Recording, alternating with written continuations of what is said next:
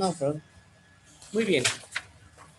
El tema que vamos a ver el día de hoy es analizando el conflicto. En clases anteriores estuvimos analizando lo que es un esquema del mapa del conflicto. Según el sociólogo estadounidense Paul Ware, ¿sí?, reconoce las circunstancias que conforman un conflicto. Ahora, en este esquema que tenemos en pantalla, el esquema 2.8 son los factores que intervienen en la actitud de las partes. Nosotros identificamos, ¿sí?, que para que haya un conflicto deben de existir partes, problemas y proceso. Pero ahora vamos a analizar lo que significa las partes, qué quiere decir los actores del conflicto. Tenemos los factores que intervienen, ¿sí?, en las partes. Por ejemplo, la imagen. La imagen hace referencia al prestigio de las personas y el conflicto, ¿sí? Ambas partes, deben sentir que su imagen es respetada en la solución. Y esto quiere decir que no debemos de violentarlas, ¿sí?, a las partes cuando hay un conflicto. Ahora, el siguiente factor son las emociones. A la par del conflicto surgen distintas emociones que en clases pasadas también hemos identificado como ira, como tristeza, ¿sí?, etcétera. Entonces, dentro de las partes también surgen ese tipo de emociones.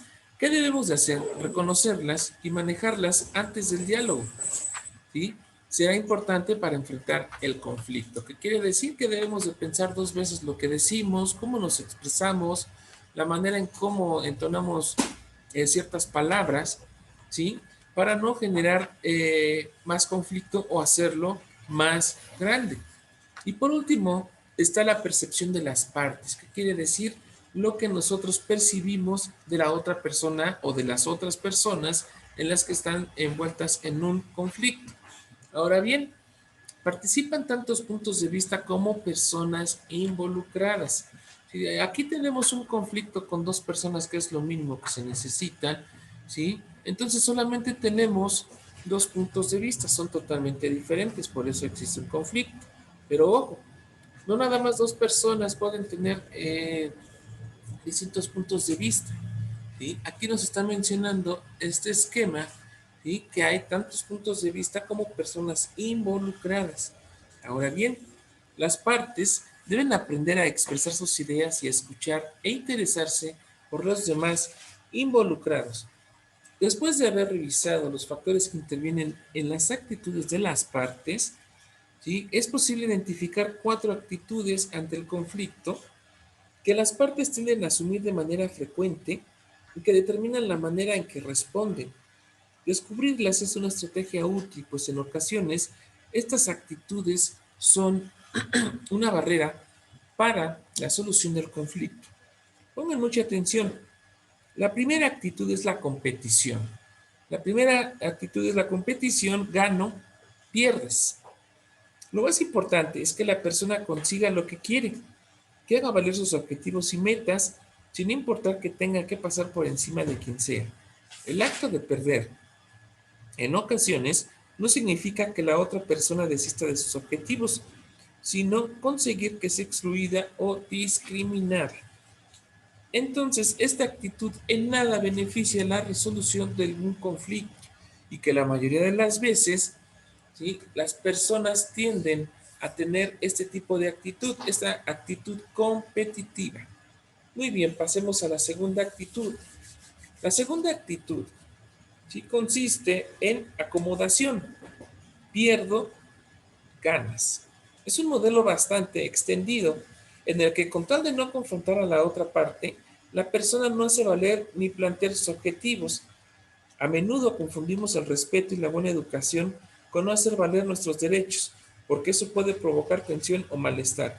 Aguantarnos puede agudizar el conflicto, ¿sí? Muy bien, en esta posición, independientemente, ¿sí?, independientemente de nuestra postura, de nuestros valores, de nuestra educación, ¿sí?, no está bien dejarnos en ese sentido, estrictamente hablando.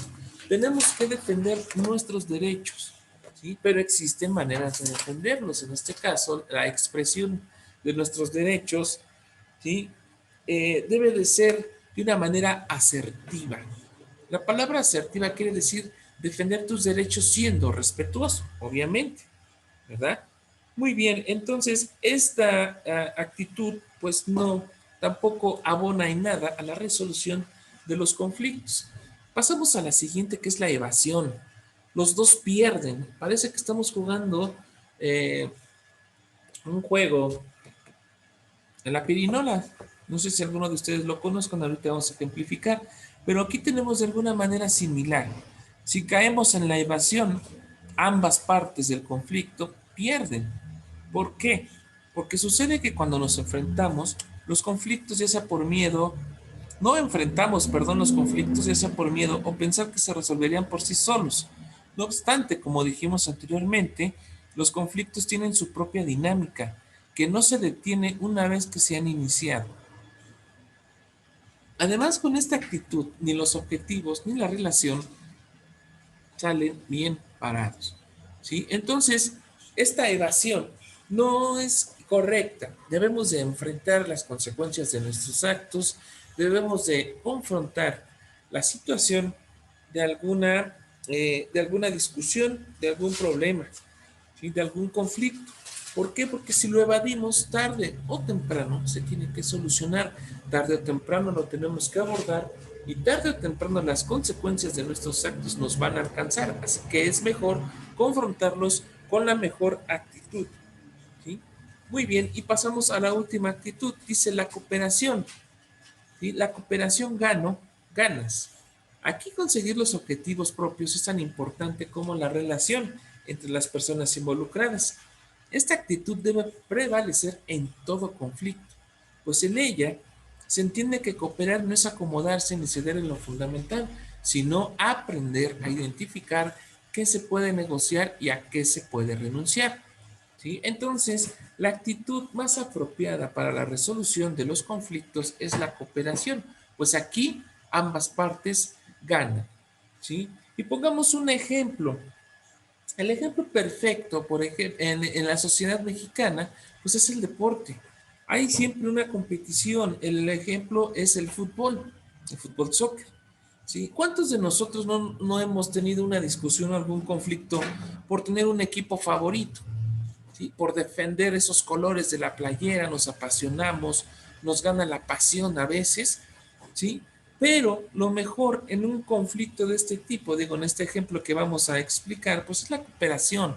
Lejos de estar denigrando, insultando al equipo contrario, podemos ver en el conflicto una oportunidad de crecer, podemos discutir, podemos intercambiar puntos de vista sobre qué jugador es mejor que otro, sobre qué jugador tiene las mejores jugadas, ¿sí? ¿Qué jugador tiene ventaja sobre otro? Eso es discutir sanamente en el sentido de estar intercambiando puntos de vista, ¿sí?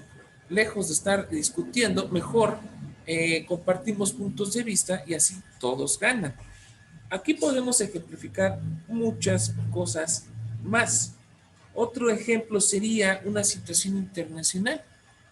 Por ejemplo, la situación entre Estados Unidos y México y la política de relaciones exteriores respecto a la migración. Lejos de levantar un muro, como lo hizo el expresidente Donald Trump, pueden llegar a negociaciones, a mejorar los acuerdos bilaterales para atender el problema de la migración. ¿Sí? En ese sentido, construir un muro, pues no soluciona en nada. Aquí tenemos un tipo de competición, pero si los cancilleres o los secretarios de Relaciones Exteriores de ambos países se sientan a generar acuerdos, habrá una cooperación, ¿sí? Para frenar la migración tanto de México y del continente americano, en el sureste, perdón, en Sudamérica, ¿sí? Para contener este tipo de migración o encauzarla para que ambos países puedan tener mejoras o ganancias respecto a este movimiento migratorio, ¿sí? Por último, tenemos estos tres puntos. La primera es que cuando las necesidades, ya sean económicas, ideológicas, biológicas, etcétera, estén satisfechas, bien porque no chocan o porque la relación está en una actitud cooperativa, por lo que no hay un problema, ¿sí? La segunda es que cuando las necesidades de una parte chocan con las de la otra, y surge un desacuerdo.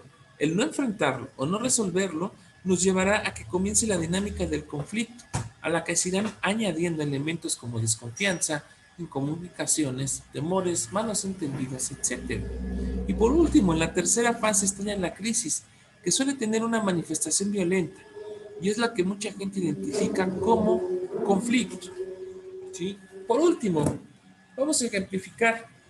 Hemos hablado acerca de los problemas de tránsito, ¿verdad? La civilidad de las personas, la cultura de las personas, ¿sí? Lleva inevitablemente al conflicto, la falta de, ¿sí? Entonces, ¿cuántas veces nosotros hemos visto algún conflicto de tránsito donde las personas están al punto de golpearse? ¿Por qué? Porque no tienen las herramientas suficientes, porque no conocen los que son los factores que intervienen en las actitudes de las partes y mucho menos conocen lo que es un mapa del conflicto. Ahora ustedes que ya tienen estas herramientas, necesitamos practicarlas en el día con día, ya sea con nuestra familia, con nuestros hermanos, nuestros amigos, vecinos, con incluso con nuestros propios compañeros en la escuela, con los profesores y en la vida cotidiana.